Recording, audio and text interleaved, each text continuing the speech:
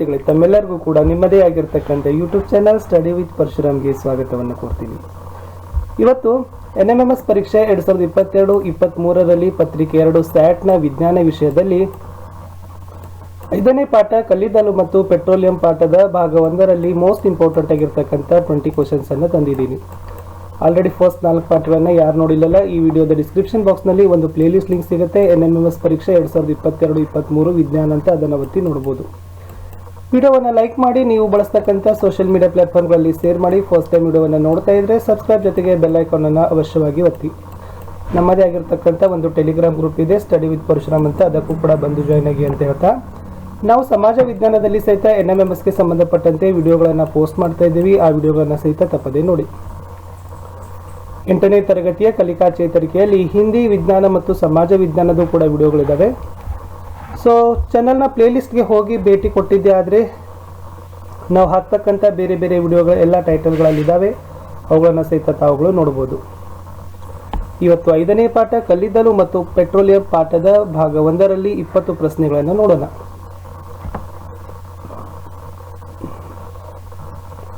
ನೈಸರ್ಗಿಕ ಸಂಪನ್ಮೂಲಗಳು ಅಂದರೆ ಏನು? ನಿಸರ್ಗದಲ್ಲಿ ಪಡಿತಕ್ಕಂಥ ಸಂಪನ್ಮೂಲಗಳನ್ನೇ ನೈಸರ್ಗಿಕ ಸಂಪನ್ಮೂಲಗಳು ಅಂತ ಕರಿತೀವಿ. ಇವು ಪ್ರಕೃತಿ ದತ್ತವಾಗಿ ಸಿಗ್ತಕ್ಕಂಥ ಸಂಪನ್ಮೂಲಗಳೇ ಅಂತ ಹೇಳ್ಬೋದು. ಅಪರಿಮಿತ ಸಂಪನ್ಮೂಲಕ್ಕೆ ಒಂದು ಉದಾಹರಣೆ ಕೊಡಿ. ಅಪರಿಮಿತ ಅಂತಂದ್ರೆ ಇದಕ್ಕೆ ಪರಿಮಿತಿನೇ ಇಲ್ಲ.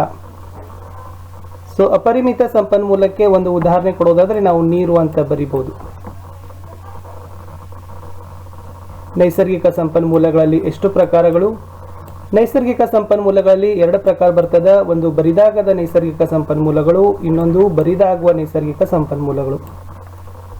ಬರಿದಾಗೋದು ಅಂದರೆ ಮುಗಿದು ಹೋಗದೇ ಇರೋದು, ಬರಿದಾಗುವ ಅಂದರೆ ಮುಗಿದು ಹೋಗ್ತಕ್ಕಂಥದ್ದು ಅಂತಲೂ ಕೂಡ ಹೇಳ್ಬೋದು. ಬರಿದಾಗದ ನೈಸರ್ಗಿಕ ಸಂಪನ್ಮೂಲಗಳು ಎಂದರೆ ಏನು? ನಿಸರ್ಗದಲ್ಲಿ ಅಪರಿಮಿತ ಪ್ರಮಾಣದಲ್ಲಿರುವ ಮತ್ತು ಮಾನವನ ಚಟುವಟಿಕೆಗಳಿಂದ ಬರಿದಾಗುವ ಸಾಧ್ಯತೆಗಳಿಲ್ಲದ ಸಂಪನ್ಮೂಲಗಳನ್ನು ಬರಿದಾಗದ ನೈಸರ್ಗಿಕ ಸಂಪನ್ಮೂಲಗಳು ಅಂತ ಕರಿತೀವಿ. ಇದಕ್ಕೆ ಉದಾಹರಣೆ ಸೌರ ಬೆಳಕು, ಗಾಳಿ, ಇವೆಲ್ಲ ಏನಪ್ಪ ಅಂದರೆ ಬರಿದಾಗದ ನೈಸರ್ಗಿಕ ಸಂಪನ್ಮೂಲಗಳಿಗೆ ಉದಾಹರಣೆಗಳೇ ಆಗಿದ್ದಾವೆ. ಅದೇ ಥರ 5ನೇ ಪ್ರಶ್ನೆ ಇತ್ತು, ಬರಿದಾಗುವ ನೈಸರ್ಗಿಕ ಸಂಪನ್ಮೂಲಗಳು ಅಂದರೆ ಏನು?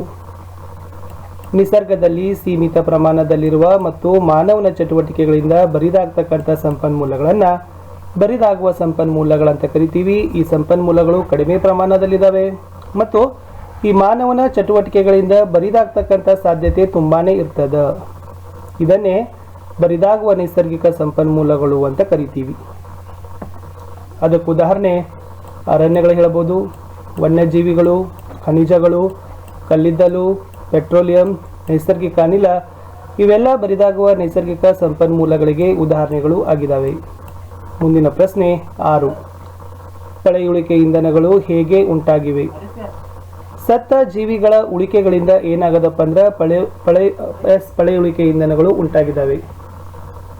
ಏನು ಸತ್ತ ಜೀವಿಗಳು ಬಹಳಷ್ಟು ಕೊಳತಿರ್ತಾವಲ್ಲ, ಆ ಸತ್ತ ಜೀವಿಗಳ ಉಳಿಕೆಗಳಿಂದಲೇ ಪಳೆಯುಳಿಕೆ ಇಂಧನಗಳು ಉಂಟಾಗಿರ್ತಕ್ಕಂಥದ್ದು. ಪ್ರಶ್ನೆ 7, ಪಳೆಯುಳಿಕೆ ಇಂಧನಗಳು ಯಾವುವು? ಕಲ್ಲಿದ್ದಲು, ಪೆಟ್ರೋಲಿಯಂ, ನೈಸರ್ಗಿಕ ಅನಿಲ, ಈ ಮೂರನ್ನ ಕೂಡ ಏನಂತ ಕರೀತಾರೆ? ಪಳೆಯುಳಿಕೆ ಇಂಧನಗಳು ಅಂತ ಕರೀತಾರೆ. ಯಾವ ಇಂಧನ ಕಲ್ಲಿನಂತೆ ಗಟ್ಟಿಯಾಗಿದ್ದು ಕಪ್ಪು ಬಣ್ಣವನ್ನ ಹೊಂದಿದೆ?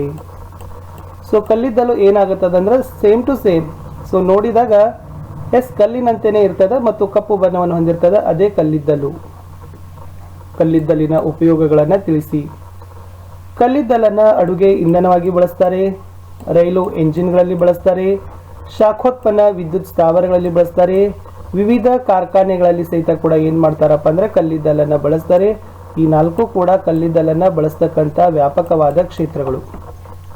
ಪ್ರಶ್ನೆ 10, ಕಲ್ಲಿದ್ದಲು ಎಷ್ಟು ವರ್ಷಗಳ ಹಿಂದೆ ಉತ್ಪತ್ತಿ ಹೊಂದಿತ್ತು? ಸುಮಾರು 300 ಮಿಲಿಯನ್ ವರ್ಷಗಳ ಹಿಂದೆನೇ ಕಲ್ಲಿದ್ದಲು ಏನಾಗಿತ್ತಪ್ಪ ಅಂದ್ರೆ ಉತ್ಪತ್ತಿ ಹೊಂದಿತ್ತು. ಪ್ರಶ್ನೆ 11, ಕಾರ್ಬನೀಕರಣ ಅಂದರೆ ಏನು? ಸತ್ತ ಸಸ್ಯವರ್ಗ ಕಲ್ಲಿದ್ದಲಾಗಿ ಪರಿವರ್ತನೆ ಹೊಂದುವ ನಿಧಾನಗತಿಯ ಪ್ರಕ್ರಿಯೆಗೆ ಕಾರ್ಬನೀಕರಣ ಅಂತ ಕರೀತಾರೆ. ಸಸ್ಯವರ್ಗಗಳು ಸತ್ತಿದ್ದು ಅವು ಕಲ್ಲಿದ್ದಲಾಗಿ ಪರಿವರ್ತನೆಯನ್ನು ನಿಧಾನಗತಿಯಲ್ಲಿ ಹೊಂದುತ್ತವೆ, ಅದಕ್ಕೆ ಕಾರ್ಬನೀಕರಣ ಅಂತ ಕರೀತಾರೆ. ಗಾಳಿಯಲ್ಲಿ ಕಾಸಿದಾಗ ಕಲ್ಲಿದ್ದಲು ಉರಿದು ಏನನ್ನ ಬಿಡುಗಡೆ ಮಾಡ್ತದ? ಸೊ ಕಲ್ಲಿದ್ದಲನ್ನು ನಾವು ಗಾಳಿಯಲ್ಲಿ ಕಾಸಿದ್ದೇ ಆದ್ರೆ ಅದು ಕಾರ್ಬನ್ ಡೈಆಕ್ಸೈಡ್ ಅನ್ನ ಏನ್ ಮಾಡ್ತದಪ್ಪ ಅಂದ್ರೆ ಬಿಡುಗಡೆಯನ್ನ ಮಾಡ್ತದ.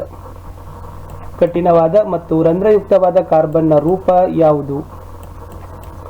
ಕಠಿಣವಾದ ಮತ್ತು ರಂಧ್ರಯುಕ್ತವಾದ ಕಾರ್ಬನ್ನ ರೂಪ ಅಂದ್ರೆ ಅದು ಕೋಕ್ ಅಂತ ಕರೀತಾರೆ. ಕಾರ್ಬನ್ನ ಬಹುತೇಕ ಶುದ್ಧ ರೂಪ ಯಾವುದು? ಕೋಕ್. ಇದು ತುಂಬಾ ಇಂಪಾರ್ಟೆಂಟ್ ಇಟ್ಕೊಡ್ರಿ, ಯಾಕಂದ್ರೆ ಕಾರ್ಬನ್ಗಳಲ್ಲಿ ಅತಿ ಹೆಚ್ಚು ಶುದ್ಧ ರೂಪ ಅನ್ನೋದನ್ನೇ ಕೋಕ್ ಅಂತ ಕರೀತಾರೆ. ಉಕ್ಕಿನ ಉತ್ಪಾದನೆ ಲೋಹಗಳ ಲೋಹೋದ್ಧರಣೆಯಲ್ಲಿ ಏನ್ ಮಾಡ್ತಾರಪ್ಪ ಅಂದ್ರೆ ಯಾವ ಕಾರ್ಬನ್ ರೂಪವನ್ನ ಬಳಸ್ತಾರೆ? ಉಕ್ಕುಗಳನ್ನ ತಯಾರಿಸಲಿಕ್ಕೆ ಲೋಹಗಳ ಉದ್ಧರಣೆಗಳಲ್ಲಿ ಬಳಸ್ತಕ್ಕಂಥ ಕಾರ್ಬನ್ನ ಒಂದು ರೂಪವೇ ಕೋಕ್ ಅಂತಕ್ಕಂಥದ್ದು. ಯಾವ ಕಾರ್ಬನ್ ರೂಪ ಹಿತಕರವಲ್ಲದ ವಾಸನೆ ಮತ್ತು ಕಪ್ಪಗಿನ ಮಂದವಾದ ದ್ರವವನ್ನ ಹೊಂದಿದೆ? ಕಲ್ಲಿದ್ದಲು ಡಾಂಬರು. ಅದು ಕಲ್ಲಿದ್ದಲ ಡಾಂಬರ್ ಏನಾಗತ್ತಪ್ಪ ಅಂದ್ರೆ ಡಾಂಬರು ಸುಡುವಾಗ ಅದರ ಒಂದು ವಾಸನೆ ನೋಡಬಹುದು, ಬಹಳಷ್ಟು ಹಿತಕರವಲ್ಲ. ತುಂಬಾನೇ ಕಪ್ಪಗಾಗಿರ್ತಕ್ಕಂಥ ಹೊಗೆ ಬಿಡ್ತದ ಮತ್ತು ಅದು ಮಂದವಾಗಿರ್ತಕ್ಕಂಥ ದ್ರವ ಇರ್ತದ. ಸೊ ಅದೇ ಕಲ್ಲಿದ್ದಲು ಡಾಂಬರು ಅಂತ ಕರೀತಾರೆ. ಯಾವ ಕಾರ್ಬನ್ ರೂಪ ಸುಮಾರು 200 ವಸ್ತುಗಳ ಮಿಶ್ರಣವಾಗಿದೆ? 200 ವಸ್ತುಗಳ ಮಿಶ್ರಣ ಆಗಿರೋದು ಕಲ್ಲಿದ್ದಲು ಡಾಂಬರು. ಅಸಂಖ್ಯಾತ ವಸ್ತುಗಳ ಮಿಶ್ರಣದಿಂದ ಕೂಡಿರ್ತಕ್ಕಂಥ ಕಾರ್ಬನ್ ರೂಪ ಅಂತ ಅದನ್ನು ಕರೀತಾರೆ. ಕಲ್ಲಿದ್ದಲು ಡಾಂಬರ್ನ ಉಪಯೋಗಗಳನ್ನು ತಿಳಿಸಿ, ಇದು ಇಂಪಾರ್ಟೆಂಟ್ ಇದೆ. ಕಲ್ಲಿದ್ದಲಿನ ಉಪಯೋಗಗಳು ಬೇರೆ, ಕಲ್ಲಿದ್ದಲಿನ ಡಾಂಬರ್ನ ಉಪಯೋಗಗಳು ಬೇರೆ, ಕೋಕ್ನ ಉಪಯೋಗಗಳು ಬೇರೆ. ಅವು ತುಂಬಾ ಇಂಪಾರ್ಟೆಂಟ್ ಇದ್ದಾವೆ, ಒಂದಂತರೂ ಕ್ವಶನ್ ಬಂದೇ ಬರ್ತದೆ. ಈ ಕಲ್ಲಿದ್ದಲು ಡಾಂಬರ್ನ ಉಪಯೋಗಗಳಲ್ಲಿ ಕೈಗಾರಿಕೆಗಳಲ್ಲಿನ ಸಂಶ್ಲೇಷಿತ ರಂಗುಗಳ ತಯಾರಿಕೆಯಲ್ಲಿ ಬಳಸ್ತಾರೆ, ಔಷಧ ಮತ್ತು ಸ್ಫೋಟಕಗಳ ತಯಾರಿಕೆಯಲ್ಲಿ ಬಳಸ್ತಾರೆ, ಸುವಾಸಿಕಗಳು, ಪ್ಲಾಸ್ಟಿಕ್ ಮತ್ತು ಬಣ್ಣಗಳ ತಯಾರಿಕೆಯಲ್ಲಿ ಬಳಸ್ತಾರೆ, ಛಾಯಾಗ್ರಹಣದ ವಸ್ತುಗಳಲ್ಲಿ ಬಳಸ್ತಾರೆ, ಛಾವಣಿಗೆ ಬೇಕಾಗ್ತಕ್ಕಂಥ ಕಚ್ಚಾ ವಸ್ತುಗಳ ಉತ್ಪಾದನೆಯಲ್ಲಿ ಸಹಿತ ಕಲ್ಲಿದ್ದಲು ಡಾಂಬರನ್ನ ಬಳಸ್ತಾರೆ. ಪ್ರಶ್ನೆ 19, ನ್ಯಾಪ್ಥಲಿನ್ ಗುಳಿಗೆಗಳನ್ನು ಯಾವುದರಿಂದ ಪಡಿತಾರೆ? Very good. ಇದು ತುಂಬಾ ಇಂಪಾರ್ಟೆಂಟ್, ತುಂಬಾನೇ ಕೇಳತಕ್ಕಂಥ ಪ್ರಶ್ನೆ ಇತ್ತು. ಕಲ್ಲಿದ್ದಲು ಡಾಂಬರ್ ಅಂತ ಕರೀತಾರೆ. ಕಲ್ಲಿದ್ದಲು ಡಾಂಬರಿನ ಮೂಲಕ ನ್ಯಾಪ್ಥಲಿನ್ ಗುಳಿಗೆಗಳನ್ನು ತಯಾರಿಸ್ತಾರೆ. ವಿಡಿಯೋದ ಕಡೆಯ ಪ್ರಶ್ನೆಗೆ ಹೋಗೋಕ್ಕಿಂತ ಮುಂಚೆ ದಯಮಾಡಿ ವಿಡಿಯೋನ ಲೈಕ್ ಮಾಡಿ. ನೀವು ಬಳಸ್ತಕ್ಕಂಥ ಸೋಷಿಯಲ್ ಮೀಡಿಯಾ ಪ್ಲಾಟ್ಫಾರ್ಮ್ಗಳಲ್ಲಿ ಈ ಲಿಂಕನ್ನು ಶೇರ್ ಮಾಡಲು ಮರೆಯದಿರಿ. ನಿಮ್ಮ ಒಂದು ಲೈಕ್, ನಿಮ್ಮ ಒಂದು ಶೇರ್, ಅದುವೇ ನಮಗೆ ಮೋಟಿವೇಶನ್ ಅಂತ ಹೇಳ್ತಾ ದಯಮಾಡಿ ಹೊಸವರಾಗಿದ್ದರೆ ಚಾನಲನ್ನು ಸಬ್ಸ್ಕ್ರೈಬ್ ಸಹಿತ ಅವಶ್ಯವಾಗಿ ಮಾಡಿ. ಕಡೆ ಪ್ರಶ್ನೆ ಇತ್ತು, ಈಗಿನ ರಸ್ತೆಗಳ ನಿರ್ಮಾಣದಲ್ಲಿ ಕಲ್ಲಿದ್ದಲಿನ ಬದಲಾಗಿ ಬಳಸುವುದೇನು? ಪ್ರಸ್ತುತವಾಗಿ ಕಲ್ಲಿದ್ದಲು ಬಳಸ್ತಾ ಇಲ್ಲ, ಕಲ್ಲಿದ್ದಲಿನ ಬದಲಾಗಿ ಬಿಟುಮೇನ್ ಅಂತಕ್ಕಂಥದ್ದನ್ನು ಬಳಸಿ ರಸ್ತೆಗಳ ನಿರ್ಮಾಣವನ್ನು ಮಾಡ್ತಾ ಇದ್ದಾರೆ. ಇಷ್ಟು ಫಸ್ಟ್ ಪಾರ್ಟಲ್ಲಿ. 5ನೇ ಪಾಠ ಕಲ್ಲಿದ್ದಲು ಮತ್ತು ಪೆಟ್ರೋಲಿಯಂನಲ್ಲಿ 20 ಪ್ರಶ್ನೆಗಳನ್ನು ನೋಡಿದ್ದೀವಿ. ನೆಕ್ಸ್ಟ್ ಪಾರ್ಟಲ್ಲಿ ಮತ್ತೆ ಕಂಟಿನ್ಯೂ ಮಾಡ್ತೀನಿ. ಸೊ ಸಿಗುವ ನೆಕ್ಸ್ಟ್